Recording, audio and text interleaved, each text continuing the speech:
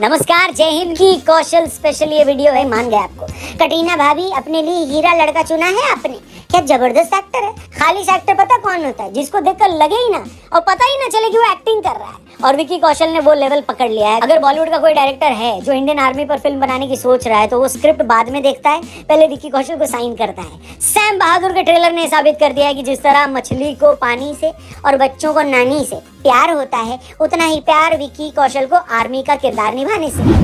जी हाँ, भारतीय सेना युवाओं को अपनी तरफ अट्रैक्ट करने के लिए या कई बार बेहतरीन काम करने के लिए सेलिब्रिटीज को ऑनररी रैंक देती है। महेंद्र सिंह धोनी इसी तरह से इंडियन आर्मी का हिस्सा है।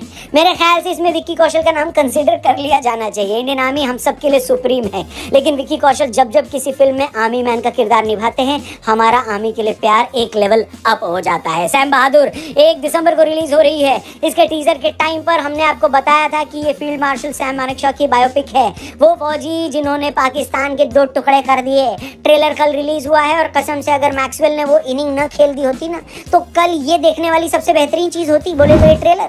लेकिन अगर आपने अब तक नहीं देखी है तो जाकर देखो, क्योंकि देखने के बाद आपको पता चलेगा कि इंडिया के ग्रेटेस्ट सोल्जर की स्टोरी क्या है। और ट्रेलर की शुरुआत होती है एक ऐसी पंक्ति से जो ये बताती है कि शूरवीर की असली पहचान है कि जो दीन दुखियों के लिए मर मिटे। और फिर दिखाई जाती है सैम बहादुर की शख्सियत, जो कि पूरे ट्रेलर में लार्जर देन लाइफ दिखाई दे रही है, जो कि पक्की बात है असल जिंदगी में भी रही होगी। ट्रेलर में सैम मानेकशॉ की जिंदगी बड़े खूबसूरत तरीके से दिखाई गई है। हमने ये पढ़ा था कि उनको पाकिस्तान ने पाकिस्तान आर्मी ज्वाइन करने का ऑफर दिया था। सैम ने भारत चुना और ट्रेलर में आपको बताया गया है कि क्यों भारत चुना। पाकिस्तानी आर्मी ने किस तरह से श्रीनगर को कैप्चर करने का प्लान बनाया था और किस तरह से उन्हें मुंह की खानी पड़ी थी। फिर 1971 में जो हुआ उसने पूरी दुनिया का नक्शा बदल दिया। पूरे ट्रेलर में आप फील्ड मार्शल की इंडिया की तरफ वफादारी, आर्मी यूनिफॉर्म के लिए इज्जत और अपने कर्तव्य के लिए नेताओं से लड़ जाने की हिमाकत देखिए।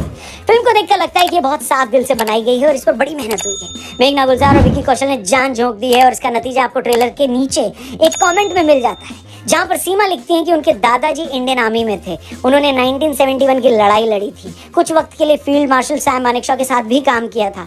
आज भी जब वो फील्ड मार्शल साहब के बारे में बात करते हैं तो उनकी आंखों में गर्व नोटिस किया जा सकता है।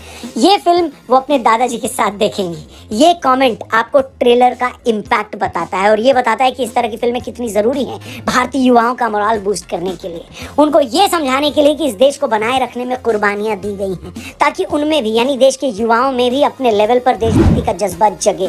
फिल्म के ट्रेलर ने अपना काम कर दिया है और ट्रेलर देखने के बाद कई लोग ये कह रहे हैं कि अब ये फिल्म तो बड़े पर्दे पर ही देखी जाएगी।